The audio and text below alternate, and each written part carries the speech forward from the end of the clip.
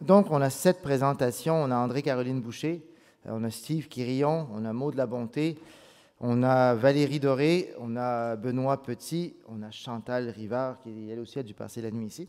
Et on a Marie Souly qui nous vient de France directement et qui reprend, si je ne me trompe pas, le vol ce soir, c'est ça? On a bien abusé d'elle pendant son séjour ici. Combien de présentations ici au sommet avec celle-ci? 3. Bon, juste 3. Marie, elle a la particularité, comme plusieurs le font d'ailleurs, Benoît et beaucoup d'autres, mais de toujours partager ce qu'elle fait, non seulement dans les colloques, mais aussi avec sa classe. Dès qu'elle fait quelque chose avec ses élèves, ça se retrouve en ligne. On a toutes les ressources au complet. Alors, je vous invite à voir, à la suivre, à voir tout ce qu'elle fait. C'est tout à fait phénoménal. Alors, sans plus tarder, je vais inviter, et puis moi, je vais leur passer la télécommande. Ils ont le micro devant eux. Je vais passer la... André-Caroline, tu es où? Ah, tu es au fond.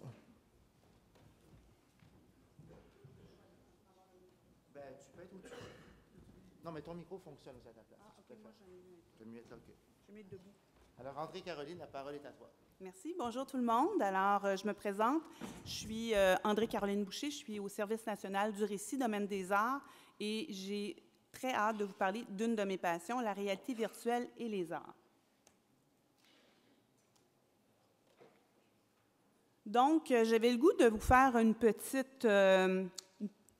un petit mot sur l'origine du mot parce que je me suis aperçue que même chez les jeunes, des fois, on ne sait pas trop ce que c'est exactement la réalité virtuelle. Même les jeunes vont mélanger la réalité augmentée et la réalité virtuelle. Donc, j'avais le goût de vous faire un petit topo peut-être historique sur l'origine du mot. Donc, à l'origine, le mot est un peu contradictoire. Hein? Ça dit réalité virtuelle. La réalité, c'est ici maintenant. Et virtuel, c'est seulement depuis 1980 qu'on l'utilise comme un synonyme de numérique. Avant, c'était plutôt pour dire quelque chose qui est à l'inverse de la réalité. Donc, comme on dit, c'est une contradiction. Donc, c'est Antonin Artaud, qui est un homme de théâtre, qui l'a utilisé en 1938 pour exprimer une réalité de son théâtre, qui était aussi une contradiction. C'est seulement depuis 1985 qu'on l'utilise pour parler de la réalité dont on va vous parler aujourd'hui, donc une immersion dans une autre réalité. En 1970, c'est là qu'est arrivé les casques et c'est devenu réel, hein, la réalité virtuelle, donc ça s'est concrétisé. Donc, qu'est-ce que c'est la réalité virtuelle? Pour faire rapidement un résumé, on pourrait dire que, grosso modo, à l'école, parce qu'on n'a pas les mêmes technologies qu'il y a dans le monde professionnel, surtout, on va utiliser les mots synonymes, hein, des photos. Donc, c'est vraiment, on parle d'images. Évidemment, je me sens très bien dans cet univers-là d'images. Donc, on va parler de photos et de vidéos, grosso modo. Donc, les synonymes, ça va être photobulle, photosphère, photo 360, vidéo 360 ou environnement 360. Hein. On voit que c'est très proche du jeu. Pour expliquer souvent aux gens qui mélangent les deux technologies, réalité augmentée et réalité virtuelle, souvent, je vais leur dire, une réalité virtuelle, c'est souvent avec le périphérique, avec un casque, et c'est pour plonger dans un monde imaginaire ou un monde ailleurs dans le monde, un autre monde. Donc, ici, vous avez un aperçu d'une petite infographie que j'ai faite avec mes amis du récit qui fait un résumé de c'est quoi une photosphère et avec quoi on peut la faire. Vous allez la trouver sur différents sites du récit. Donc, je résume que la réalité virtuelle, ce n'est pas la réalité augmentée, quoique de plus en plus, on s'en va vers une réalité mixte qui va mélanger tout ça. Donc, on voit qu'on utilise la réalité augmentée, surtout pour augmenter ce qui est autour de nous, pour ajouter des informations, des vidéos, des questions, etc. Donc, on le voit ici, qui est super intéressant. On augmente l'œuvre d'art qui est sur le mur pour aller vers quelque chose d'autre. Donc, on travaille avec un appareil mobile à ce moment-là. Donc, ce n'est pas tout à fait les mêmes périphériques. Alors, voilà. Après mon topo sur l'origine du mot et la définition, bien, je me permets un mini cours d'histoire de l'art, mais ça va être très, très court. Ce qui est super intéressant en art, c'est que depuis toujours, on a essayé de imiter la réalité, de représenter le plus possible la réalité. Et il y avait eu différentes stratégies, excusez-moi, pour donner cette illusion-là, dont la perspective. Si vous avez un exemple de perspective de la Renaissance italienne, et vous comprenez que l'illusion de la troisième dimension est à son apogée quand on travaille en art avec la réalité virtuelle, puisqu'il n'y a pas de cadre, il n'y a pas on est vraiment très, très proche d'une immersion. On est dans l'immersion presque parfaite. Alors, en art, on a 2 compétences, c'est apprécier et créer. Et vous comprendrez que ce n'est pas juste à l'école que ça change la réalité virtuelle, c'est dans le monde de l'art, dans le monde des artistes professionnels qu'on a un nouveau langage. Alors nous, à l'école, on est toujours inspiré de ce qui se passe chez les artistes professionnels. Donc vous allez voir, je me suis permis de vous montrer un peu ce qui se passe chez les artistes professionnels. Donc, on va apprécier et créer en art, dans les 4 disciplines artistiques, mais moi, c'est vraiment les arts visuels qui est mon créneau. Donc, ce qui change au niveau des arts, c'est que c'est un nouveau langage. On peut mélanger la sculpture, la peinture, la vidéo, le mouvement, le texte,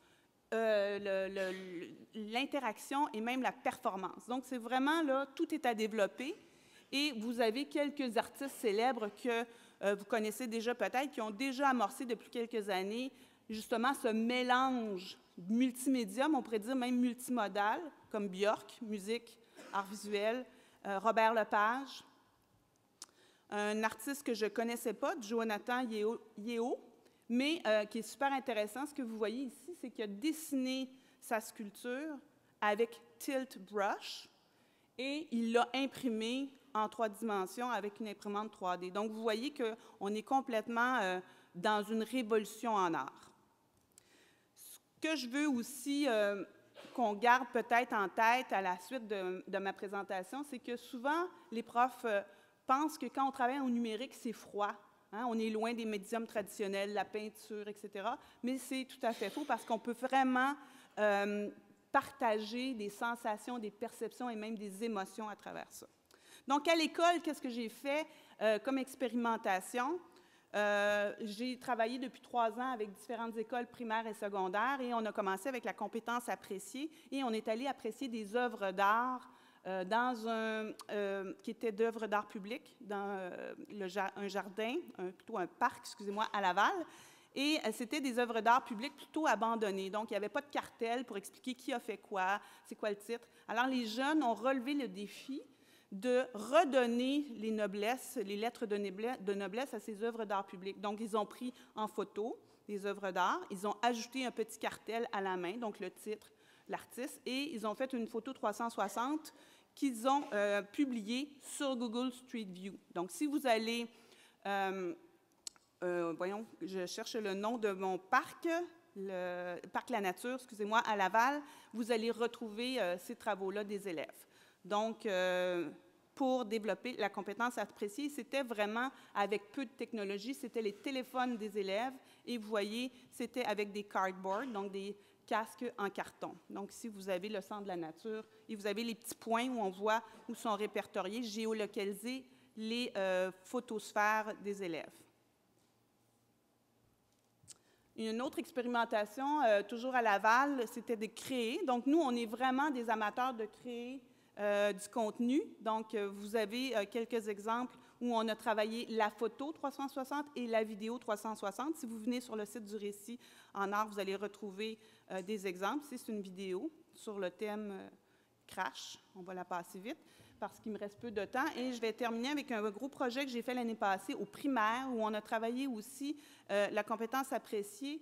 Et on a mélangé réalité virtuelle et augmentée pour rentrer dans l'univers d'un artiste. Ici, pour l'exemple, c'est Alfred Pellan. Donc, on entre devant la maison de Pellan et il y a un cherche-trouve. On doit trouver un objet caché dans la photosphère pour s'immerger. Donc, ce qui est intéressant dans ce projet-là, les enfants, les élèves ont été créateurs de contenu pour des 5e années, pour des 4e années. Donc, c'est organisé. Ici, vous avez de la réalité augmentée. Et c'était des stations, comme des stations de jeu, où vous avez des tables où il y avait une mission à relever, donc réalité augmentée, réalité virtuelle. Et on l'a fait, donc, à la fin, l'ultime mission étant de créer, inspiré de tout cet univers-là. Cette année, je commence, dès la semaine prochaine, une expérimentation où on va travailler la notion du land art, qui est un mouvement artistique qui se passe dans la nature. Donc, ce n'est pas très évident pour les élèves d'aller visiter des œuvres d'art de land art. Donc, on va en créer et on va les publier. Et il y a des élèves ailleurs qui pourront les voir avec leur casque. On va aussi ajouter le son de la nature, etc. Donc, vous voyez qu'on est capable de sortir de la classe avec ces projets-là. Donc, moi, j'ai fait un petit résumé des avantages et défis qu'il y a avec la réalité virtuelle dans l'enseignement des arts. Donc, c'est une nouvelle façon de créer, de nouveaux codes à explorer, des langages à développer. Donc, c'est très motivant pour les élèves parce qu'ils peuvent être eux-mêmes innovateurs au niveau de ces codes-là. Et évidemment, bien, il reste toujours des défis, puis bien, c'est inhérent à n'importe quelle technologie, je dirais. Ce que j'aime beaucoup aussi, c'est que c'est proche de la pratique de la culture des jeunes. Les jeunes sont déjà dans les jeux, etc. Donc, j'espère que je vous ai convaincu de créer avec la réalité virtuelle pour justement arriver à des nouveaux espaces de perception. Alors voilà, est-ce que je suis arrivée dans le temps? Super, merci beaucoup. Merci.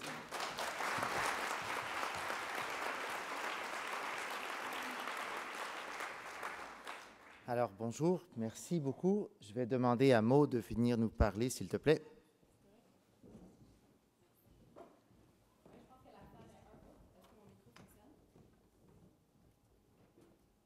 Mon micro fonctionne. Thierry, tu veux que je me lève? Ben, c'est ton choix. OK. Mais tu as déjà perdu 11 secondes sur ton temps, là.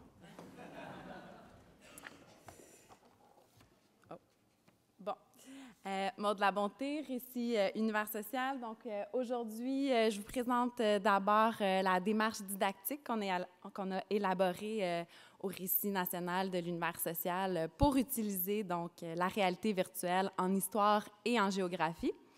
Et dans un deuxième temps, je vais vous parler de l'expérimentation à laquelle on a collaboré avec Judith Beaumier-Primo, qui est dans la salle aujourd'hui, donc en 6e année à la commission scolaire de la CSSMI. Je pense qu'au Récit, on a rapidement vu le potentiel pédagogique de la réalité virtuelle dans toutes les matières, en fait. Nous, spécifiquement, on l'a vu en histoire et en géographie.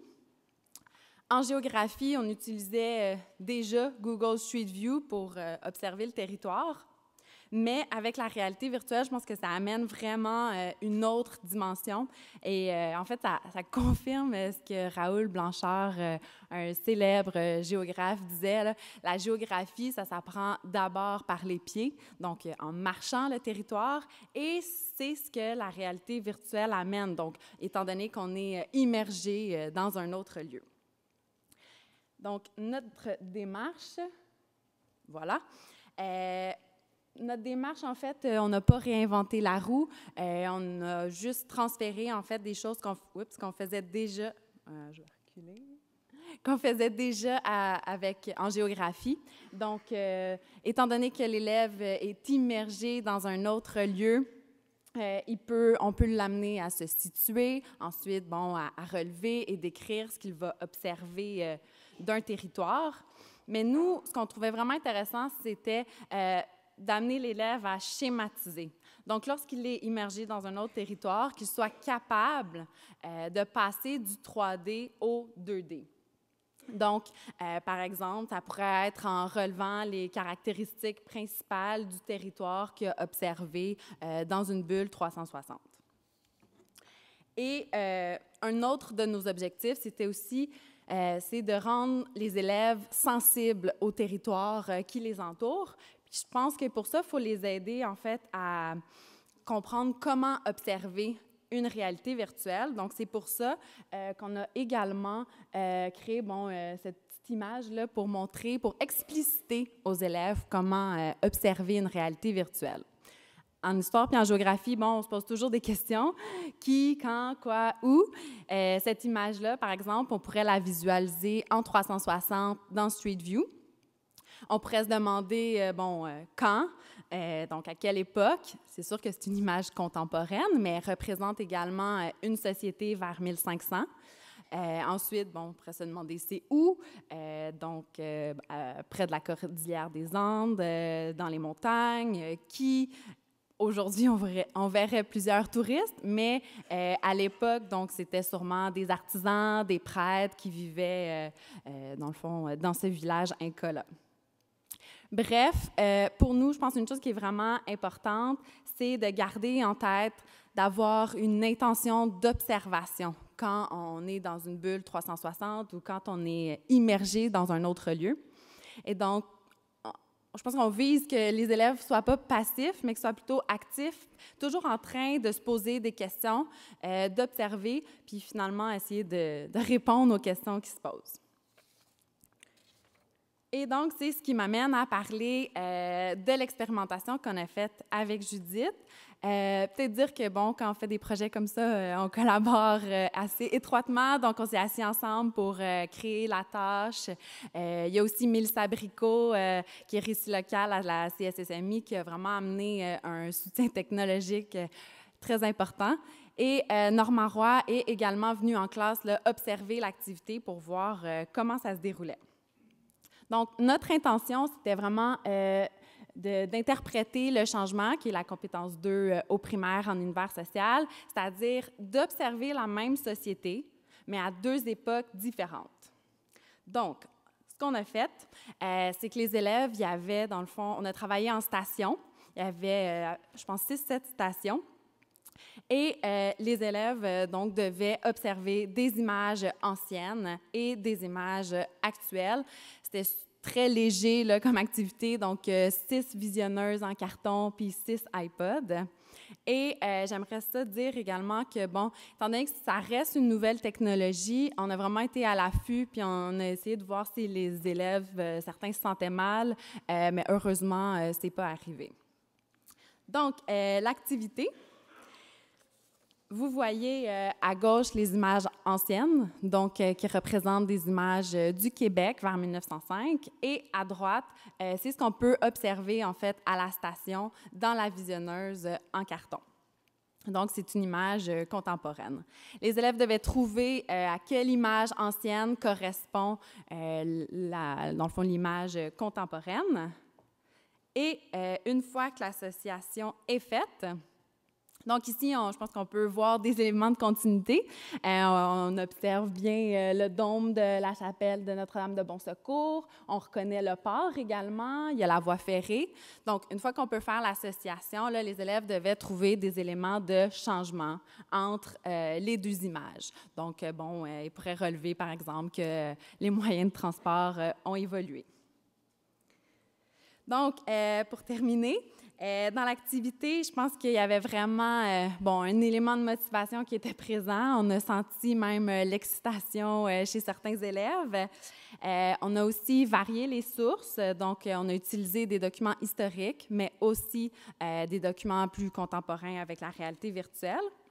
Et tout à l'heure, je vous disais là, qu'on veut rendre les élèves sensibles au territoire. Bien, on a ajouté une image, dans le fond, une des photos historiques. C'était une image de Sainte-Anne-des-Plaines, où est-ce que l'école elle est située. Donc, un peu pour les intéresser à leur histoire locale, puis, dans le fond, au territoire qui les entoure au quotidien.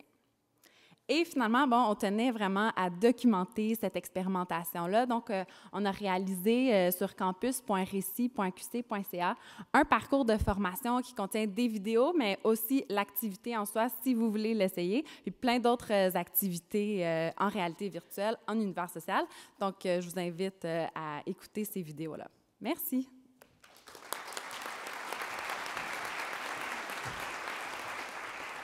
Merci beaucoup. Alors, j'ai introduit quelqu'un qui doit être un peu déçu parce qu'à la COPS, il a fait une journée complète sur la réalité virtuelle. Là, il a 7 minutes, c'est certain que c'est un défi, Steve. Ah, puis en plus, on a un timer. Merci. Donc, je vais essayer d'être bref. Donc, c'est ta vidéo qui part. Je suis Steve Quirion du Service national du récit de l'univers social. Comme le disait Maude, ma collègue, on a beaucoup fait d'expérimentation justement sur le sujet. Je vais essayer de me concentrer sur une. 7 minutes, c'est court. Donc, c'est un projet qui est vraiment particulier parce qu'on a vécu ça dans l'école secondaire Anjou, la commission scolaire Pointe-de-l'Île, dans la classe de Sylvie Zilonca, parce que derrière tout projet du récit de l'univers social, toujours des enseignants, n'est-ce pas? Un projet aussi particulier parce que c'est un projet avec Normand Roy, un projet de recherche. Donc, ce projet-là est intéressant parce que, bon, il illustre bien le mandat du Service national du récit de l'univers social. C'est parce qu'on travaille sur la veille technologique pédagogique en collaboration avec la recherche. On forme aussi les enseignants. Vous allez voir, il y a un parcours de formation sur le sujet. Si vous êtes intéressé par la réalité virtuelle, bien, vous pourrez vous former en fin de semaine si vous le désirez. Et aussi, mise en valeur des projets qui ont été vécus dans les écoles publiques du Québec.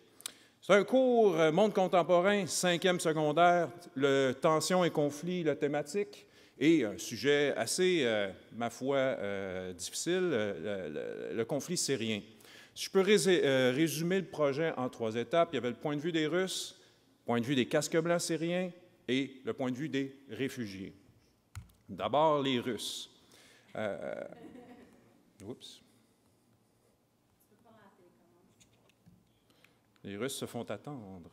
Donc, pour faire une histoire courte, les Russes, on voulait que les élèves fassent une première expérience de réalité virtuelle et, et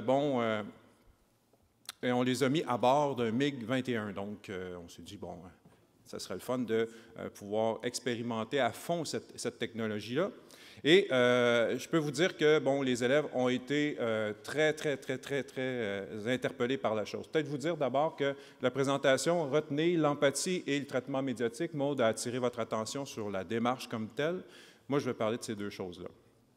Donc, vous êtes prêts pour la réaction des élèves, si elle se manifeste? Donc,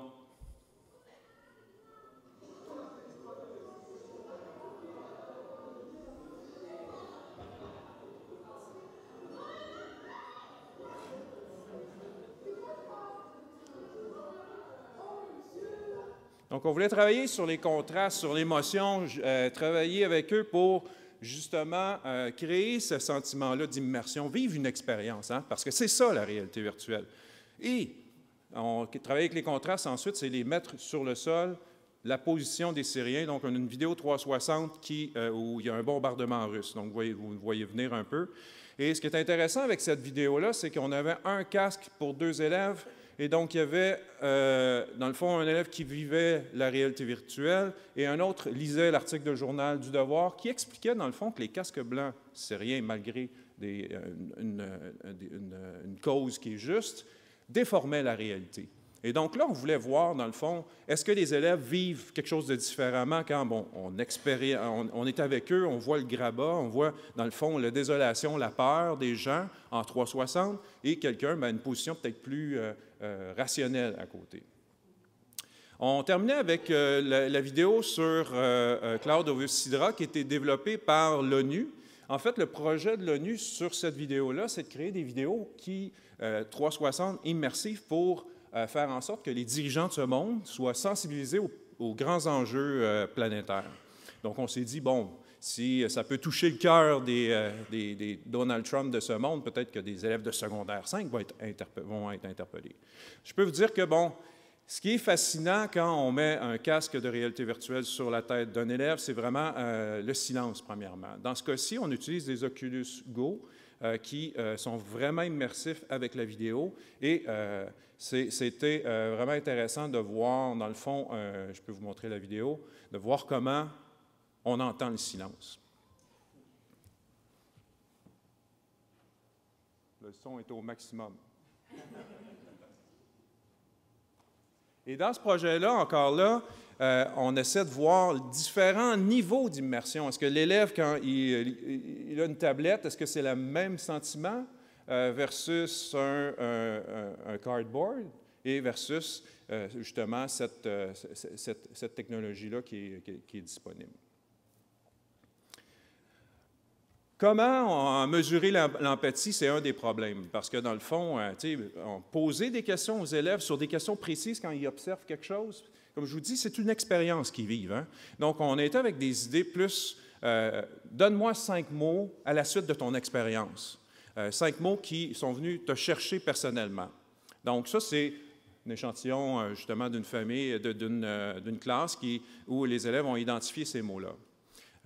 Encore là, on est dans le domaine de l'empathie, de l'émotion. Comment on mesure ça? Hein? Ça, c'est quelque chose de difficile. L'autre élément sur lequel on a travaillé, vous l'avez peut-être vu dans la présentation, c'est le traitement médiatique. C'est un nouveau média. Il faut sensibiliser les élèves à savoir comment, dans le fond, on gère ce média-là. On le confronte avec d'autres médias. L'article du journal est un bon exemple. Mais vivre une expérience de réalité virtuelle, c'est confondre parfois, des fois, le réel. Hein? Et on va amener les élèves à avoir un esprit critique face à ça. C'est sûr que la réalité virtuelle pourrait être utilisée pour passer des idées, n'est-ce pas?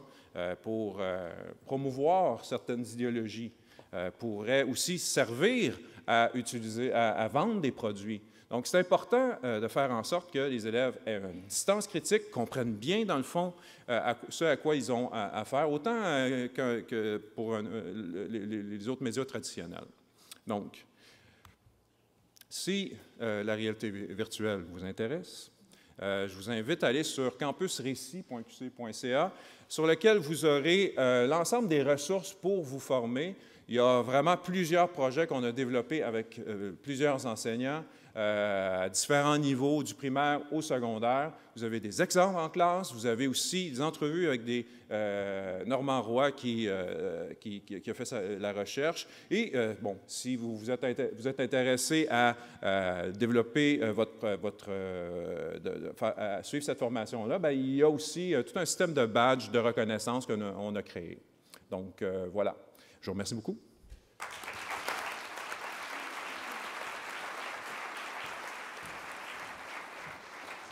Peut-être insister encore plus sur ce que Steve vient de dire, vraiment des ressources exceptionnelles sur campusrécit.qc.ca. Alors, merci pour ce partage. Un autre avantage aussi de la réalité virtuelle, surtout avec les casques Oculus, aucun élève n'utilise son téléphone cellulaire. Zéro. Il n'y a pas encore le système de notification, heureusement. J'espère qu'ils n'iront pas là. Valérie, tu veux venir devant?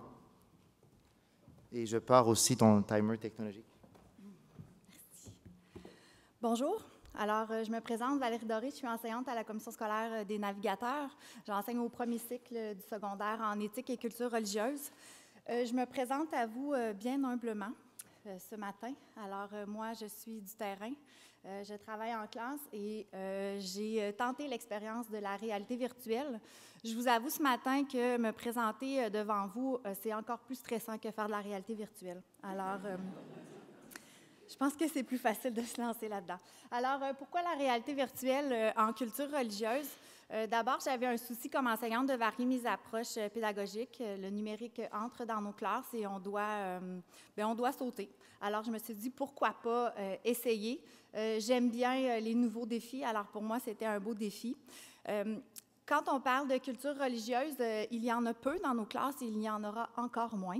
Alors, il faut être capable de dépasser les limites physiques de notre classe. C'est ce que permet la réalité virtuelle. Ça permet aussi d'y aller avec... parfois, on a des contraintes, pas parfois, souvent des contraintes de coûts associées à sortir de nos classes pour aller visiter des lieux. Aussi, le nombre de groupes que l'on a. En éthique et culture religieuse, j'ai 12 groupes. Alors, c'est une logistique incroyable de sortir avec tous mes élèves. Alors, la réalité virtuelle permet d'ouvrir les murs physiques de ma classe et de faire entrer des lieux de culte à l'intérieur de ma classe. Ça permet aussi de découvrir donc le patrimoine religieux. Je vous dirais que ce n'est pas nécessairement un thème qui est à la mode. Quand on aborde le patrimoine religieux, qu'on arrive avec ça un lundi matin à 9h15, on n'est pas vraiment populaire. Alors, la réalité virtuelle amène le petit plus nécessaire pour ça. Ensuite de ça, je ne connais pas non plus au niveau de mes élèves, qu'est-ce qu'ils connaissent de ces lieux-là? Qu'est-ce qu'on connaît dans le lieu de culte? Est-ce que j'ai déjà mis les pieds dans une église? J'y suis allée pourquoi? On m'y a forcé. J'y suis allée parce qu'il y a certains rites qui demeurent encore dans ma famille. Alors, pour moi, ça permet aux élèves d'y entrer tous en même temps et de la même façon, peu importe le bagage qu'ils ont, les croyances qu'ils ont et ce qu'ils connaissent de ces lieux-là.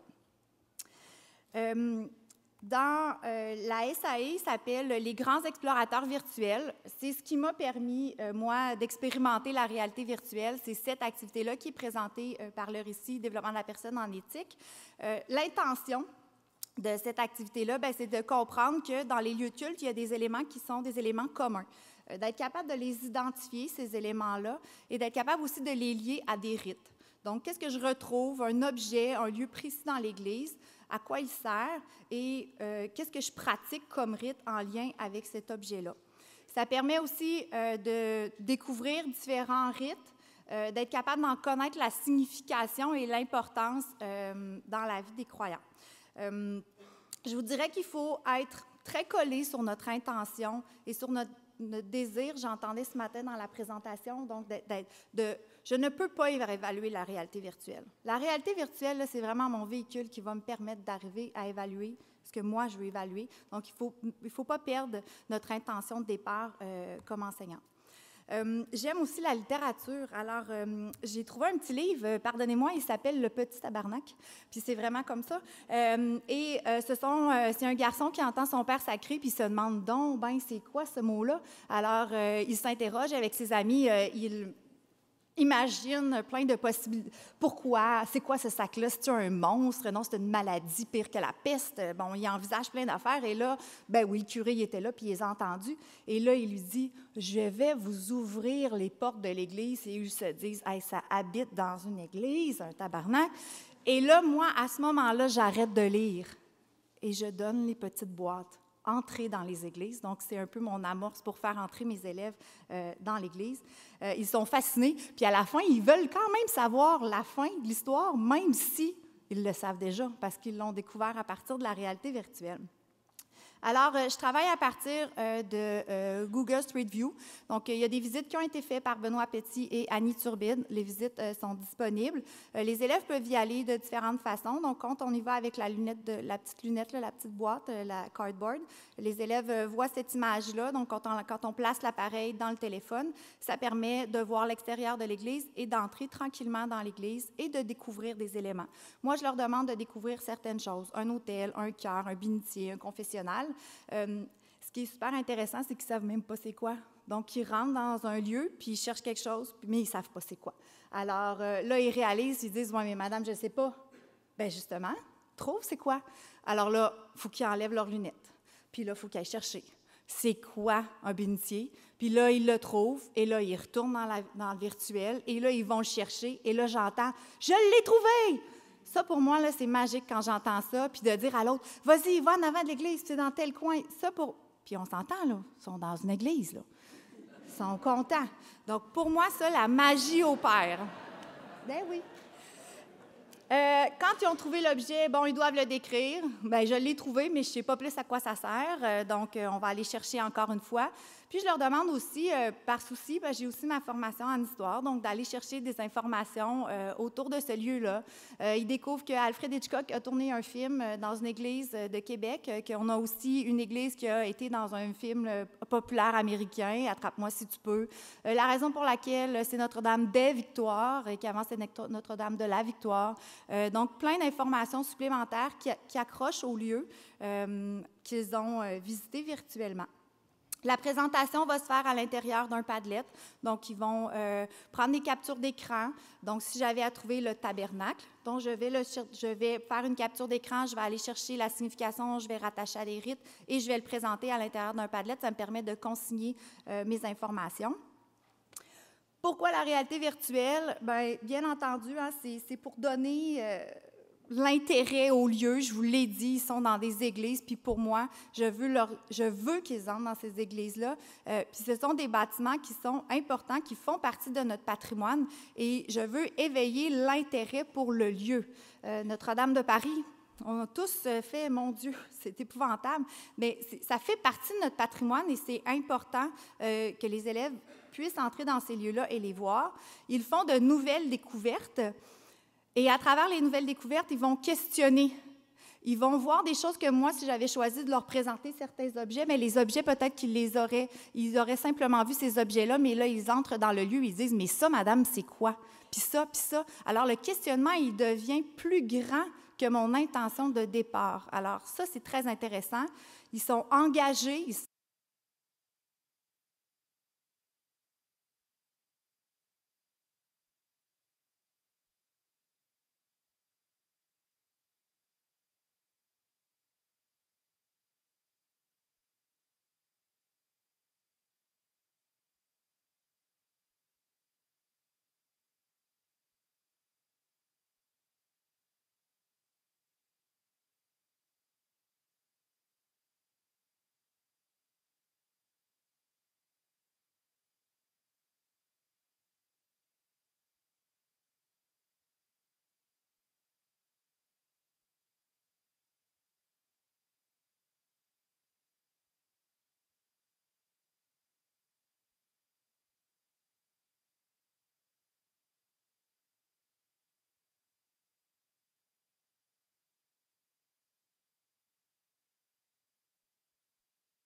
demandé par mes élèves pour aider à des petites problématiques.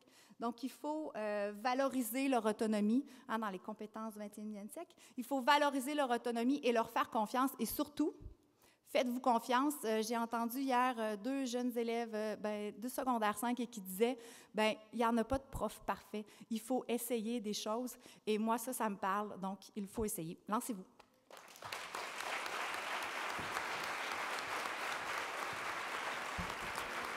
Alors, merci beaucoup. Ils ont quel âge, les élèves? Secondaire 1 et 2. Secondaire 1 et 2, OK. Fait qu'ils disent à leurs parents, il faut apporter notre cellulaire à l'école pour aller à l'église. Benoît. Alors, cette année, je n'ai pas amené mon casque avec ma caméra, mais j'ai amené ma caméra 360 quand même. Ah! Alors, moi, je vais vous parler que la réalité virtuelle, c'est beau, c'est extraordinaire, ça permet de consulter des ressources, d'amener nos élèves partout sur la planète, mais ça leur permet également d'exercer leur rôle citoyen, de développer comment eux peuvent devenir des producteurs de contenu et proposer leur propre vision du monde. Alors, dans ce que vous a présenté, bien sûr, il y avait des contenus qui ont été produits, qu'on a fait, mais Valérie vous en a parlé. Donc, il existe des contenus, mais on en a produit, nous, des contenus pour les élèves. Et il y a toutes sortes de contenus qui existent partout, d'ailleurs, à travers le monde. D'ailleurs, notre collègue Marjorie Paradis a créé un parcours sur Tour Creator que vos élèves peuvent consulter sur la réalité virtuelle. Elle ne sait même pas qu'on l'a mis ici, elle ne sait pas. C'est un secret.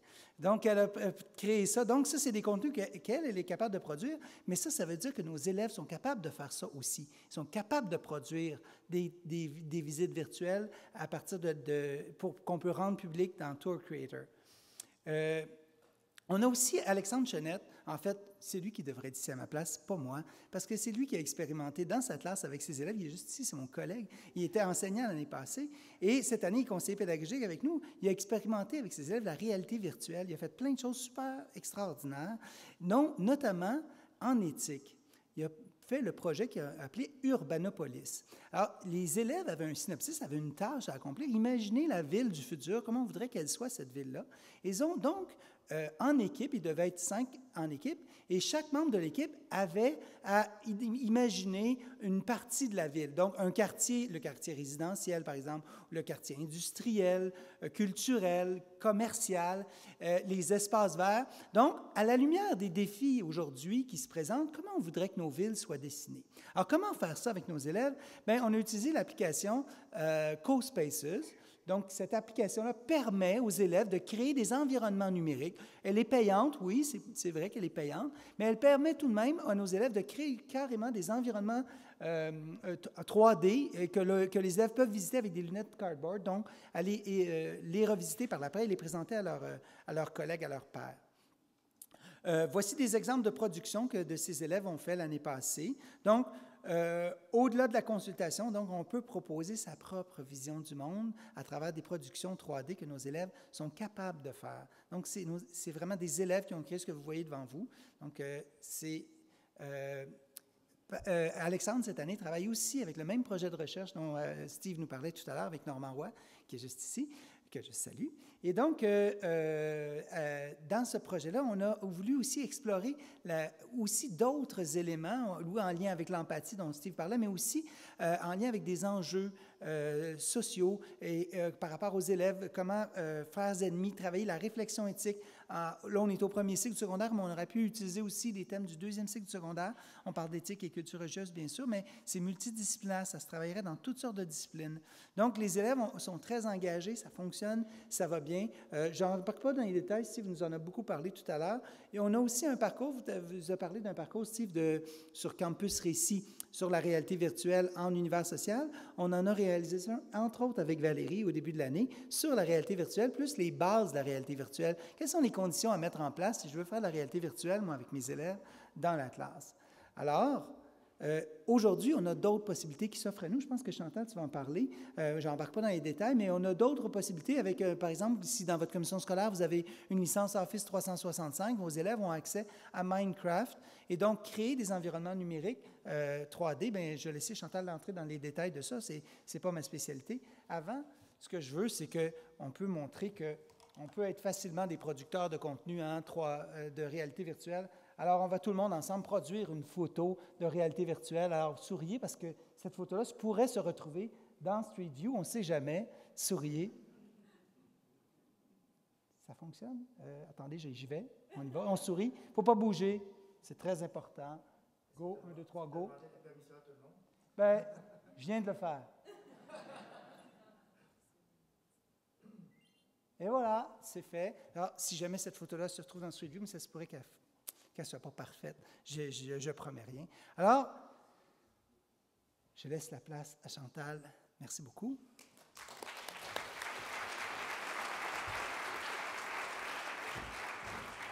Un grand merci, Benoît. Merci aussi de t'être assuré que le contenu des différentes présentations ne se recoupait pas.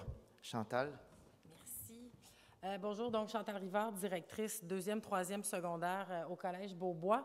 Et il y a 2 ans, j'étais conseillère pédagogique TIC et je suis tombée vraiment à la renverse avec la réalité virtuelle.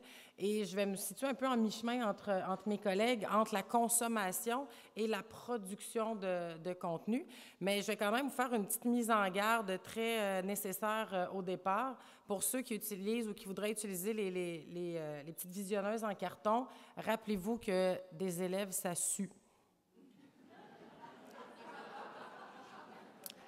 Et c'est huileux. Donc, prévoir, et c'est pas une blague, protéger votre petite visionneuse en carton avec un duct tape. Parce que vous allez voir qu'elle va vite devenir comme urk. Nous, au collège, on a la chance, donc on a une fondation, puis on est passé par la fondation pour acheter des casques donc immersifs. C'est pas des Oculus. Ils étaient moins chers, puis ça fonctionne avec des iPods. Ceux qui veulent en partager avec moi, je vous dirai un peu comment j'ai procédé, puis avec comment j'ai réussi à négocier avec Best Buy pour avoir un très bon prix.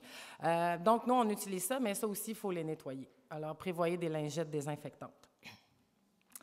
Je vais vous en parler un peu en français. Mes collègues de français ont utilisé cette année la réalité virtuelle en secondaire 3 pour créer un conte.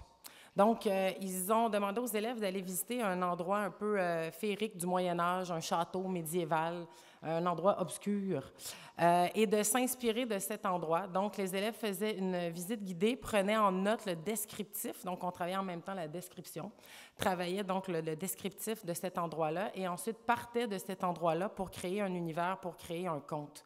Donc ça, c'est intéressant quand nos élèves, des fois, manquent d'inspiration, et ça leur permet aussi de mettre, pour travailler la créativité, il faut avoir des contraintes. Alors, d'imposer, entre guillemets, un choix de lieu et que l'élève doit partir de ce lieu-là pour créer un univers, c'est intéressant. Ça aide les élèves à développer la créativité. Donc, vous les voyez ici, sont dans notre... on installe, nous, la réalité virtuelle. Ça aussi, c'est un point important. Il faut que les élèves soient assis. Très important. Parce qu'ils ont tendance à vouloir se promener.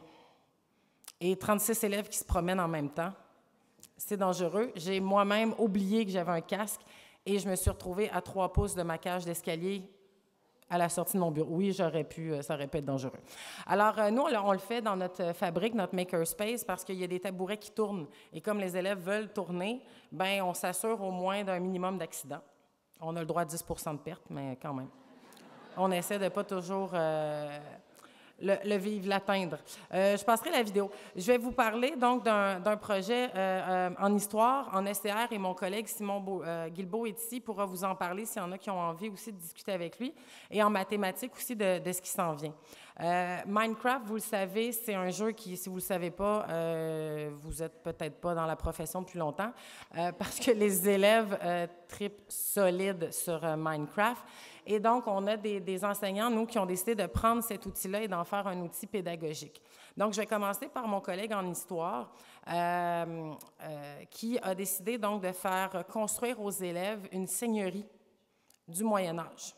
Donc, les élèves sont en équipe. On est dans Minecraft Éducation, donc on s'invite. L'enseignant aussi crée, si vous voulez, le monde de départ, donc la porte par laquelle les élèves vont rentrer. Et ensuite de là, le prof est invité dans chacun des mondes et peut aller visiter les mondes. Alors, ça, les élèves, je peux vous dire qu'on n'a aucun problème de motivation à ce que les travaux se fassent. On a plutôt des surveillants d'école qui nous envoient des messages parce que nous, les élèves, n'ont pas le droit d'utiliser leur iPad pour faire autre chose que des travaux scolaires à l'école. C'est interdit. Et là, on a des surveillants qui nous écrivent genre « OK, là, j'ai genre 32 élèves qui font du Minecraft. Est-ce que c'est correct? » Est-ce qu'ils sont en train de construire quelque chose qui ressemble à une cité médiévale? Oui, c'est correct. S'ils sont en train de faire un skatepark, ça ne marche pas. Alors, au niveau de la motivation, on va énormément les chercher, mais évidemment, il faut ramener l'intention pédagogique. Oui, tu es en train de construire un monde et tu as du plaisir, mais l'intention, c'est que tu apprennes quelque chose sur la seigneurie au Moyen Âge. J'ai 2 collègues donc en ECR, secondaire 1 et secondaire 2, qui l'ont utilisé différemment. Secondaire 1, on voit le patrimoine religieux. Alors, ce que mon collègue Joey a décidé de faire, c'est qu'il a demandé aux élèves d'aller prendre des photos 360 d'une église. Benoît avait une super caméra, mais on n'est pas obligé d'utiliser ça. Les élèves peuvent utiliser leur iPad, leur téléphone. C'est moins précis. Des fois, il y a des doublons. Ça se peut qu'il y ait une statue qui arrive avec 3 bras parce qu'ils ont bougé un petit peu, mais ce n'est pas dramatique. Donc, ils prenaient une photo de l'église et ensuite devaient reconstruire cette église pour garder le patrimoine religieux, mais on sait qu'il y a de moins en moins de pratiquants. Alors, comment on peut conserver le maximum de patrimoine religieux? En transformant cette église pour répondre à un besoin du quartier. Et la transformation de l'église se fait dans Minecraft. Donc, ils partent de l'image qu'ils ont enregistrée, reproduisent un croquis donc de ça dans Minecraft et construisent leur église qui peut devenir un centre d'escalade, une bibliothèque parce qu'il n'y en a pas dans le quartier, une piscine, un centre pour personnes âgées. Ils sont vraiment très créatifs. Et c'est formidable et on peut ensuite, dans Minecraft, aller visiter ces univers-là avec les casques. Aussi, les visionneuses, ça fonctionnerait aussi. Et puis, j'ai mon collègue qui est ici, Simon. Si j'ai le temps, sinon, vous l'aurez dans la présentation. Vous pourrez aller voir la petite vidéo. Donc, ECR secondaire 2, il a fait créer un temple de l'Antiquité par ses élèves. Donc, les élèves devaient aller chercher des éléments importants du patrimoine, des symboles aussi, pourquoi on retrouve Zeus, pourquoi tel dieu, pourquoi ci. Donc, il y avait toute une recherche à faire et vous avez un exemple, je pense que je l'ai mis après, du travail. Donc, j'ai mis juste une page, mais de tout le travail de recherche que les élèves avaient à faire avant. Et ensuite, devaient construire leur temple. Mais les temples sont hallucinants. Les élèves sont engagés, ils sont impliqués. Mais je répète, il faut les recentrer sur notre intention pédagogique parce qu'on peut vite se perdre un petit peu dans la bébelle. Mathématiques, secondaire 3, Minecraft, les volumes. Hey, c'est-tu plus le fun que de découper des petits carrés en carton puis d'essayer de les coller avec du papier collant? C'est formidable. On travaille le volume des notions mathématiques à travers Minecraft et notre intention l'année prochaine, c'est que le prof de français qui a fait donc du Minecraft, qui a exploré, on veut que les élèves créent leur univers de contes, mais qu'en même temps, il y a des calculs de volume qui se fassent en mathématiques. Alors, c'est un peu là-dedans qu'on est. Et je termine rapidement, même si ce n'était pas tout à fait le sujet, la réalité augmentée aussi, très intéressant. Travailler, par exemple, le schéma narratif en français avec Metaverse. On peut créer un schéma du type dont vous êtes les héros. Donc, notre élève doué qui a de la facilité à écrire, on vient d'y augmenter son niveau de difficulté parce qu'il va devoir faire une histoire qui va devoir finir par arriver quand même à la fin pour le lecteur. Et tout ça en réalité augmentée. Voilà, je termine là-dessus. Merci.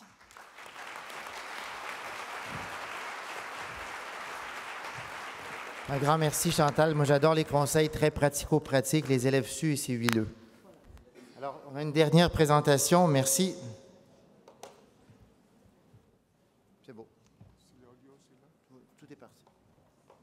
Ça devrait. Bonjour à tous. Merci de m'accueillir ici. Je suis très fière de pouvoir présenter parmi ce panel magnifique les collègues qui proposent des projets très intéressants. Alors moi, je vais commencer tout de suite par vous faire une confidence. Voilà, je suis professeure de français dans le sud de la France, ça doit s'entendre un petit peu. Et franchement, au départ, j'étais absolument pas convaincue de la pertinence de la réalité virtuelle, en tout cas dans le cours de français. Voilà. Mais comme je suis d'une nature curieuse, quand même, ça me titillait. Je me disais, c'est quand même pas possible, ça peut pas être que le joujou des scientifiques. Qui chaussent ces boîtes, qui se mettent ça sur le nez, et puis qu'ensuite ils puissent visiter comme ça des magnifiques parcours dans l'espace ou même dans le corps humain. Donc je me suis dit, bon, peut-être qu'il y a quelque chose à aller voir. Alors, comme tout professeur qui se respecte, je suis allée faire quelques recherches. Et là, je me suis dit, mais enfin, pourquoi tu doutes ? Après tout, il y a quand même des personnages très importants qui apparemment valident. Donc notre cher président de la République, Emmanuel Macron, et puis paraît-il la reine d'Angleterre. Donc pour la reine d'Angleterre, en fait, c'est une fausse nouvelle, évidemment. Hein. Mais pourquoi pas un jour, hein, qui sait. Alors, je me suis dit, bon, ok, si tu tentes la réalité virtuelle, il faut quand même t'assurer que tu en es, toi, capable, hein, est-ce que tu vas maîtriser, et puis tes élèves, est-ce que ça représente des risques?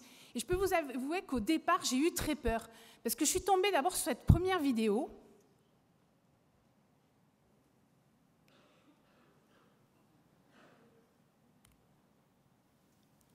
Oh, c'est dommage, il n'y a pas le son. Mais vous imaginez? Si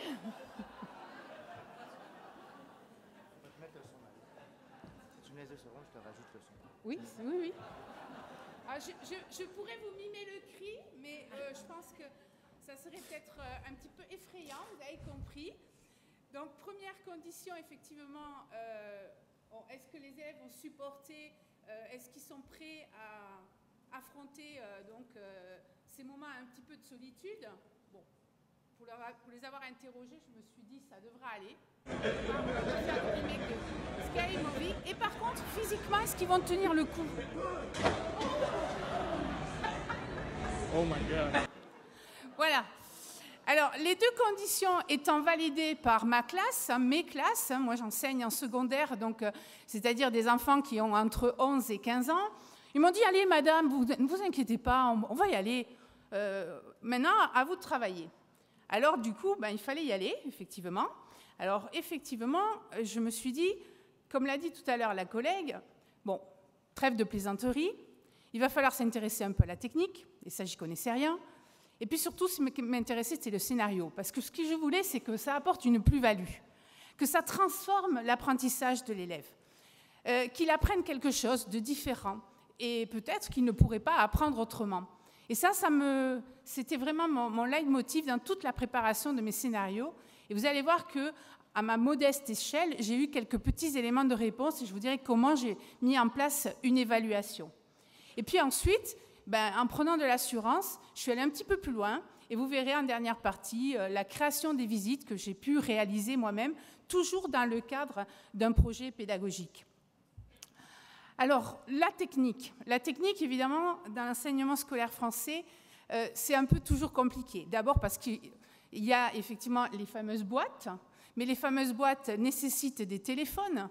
Et nous avons eu quelques petits soucis par rapport à l'usage du téléphone en classe. Vous voyez, vous savez de quoi je parle, puisque l'année dernière, ici même, votre ancien ministre faisait référence à cette problématique, et je vous avoue que j'avais un peu honte d'être effectivement dans cette situation, mais enfin les choses se sont arrangées, voilà, je ne sais pas si vous êtes au courant, mais maintenant nous avons le droit de les utiliser dans des cadres pédagogiques très réglementés, voilà. Alors, par contre, il me fallait les petites boîtes. Et j'ai commencé par faire l'inverse, c'est-à-dire j'ai d'abord utilisé une boîte personnelle. Je n'ose pas dire cardboard parce que j'arrive pas avec l'accent, donc moi je dis cardboard, c'est moins joli. Enfin, j'ai utilisé la mienne et puis là, à partir de là, j'ai commencé à travailler les scénarios avant même de penser à l'équipement des enfants. Je voulais vraiment mesurer quel impact ça pouvait avoir sur l'enseignement du français tel que je l'enseigne en classe. Et donc, j'ai commencé à poster ces scénarios sur Twitter. Et là, magie, Google France se dit, tiens, qu'est-ce que c'est que cette enseignante de lettres qui utiliserait des petites lunettes? Ils se sont rapprochés et ils m'ont dit, écoutez, c'est pas mal ce que vous avez l'intention de faire, on va vous équiper. Et ils m'ont offert 20 cardboard, mais en plastique, ce qui évite les inconvénients hygiéniques, effectivement. Et puis maintenant, j'ai aussi demandé pour Noël à mon mari la possibilité d'acheter la nouvelle enfin, chez nous c'est nouveau, mais peut-être pas chez vous, le fameux Oculus, et essayer de voir aussi s'il y avait des intérêts pédagogiques dans ma discipline. Bon, la maîtrise de la technique, ça c'est validé.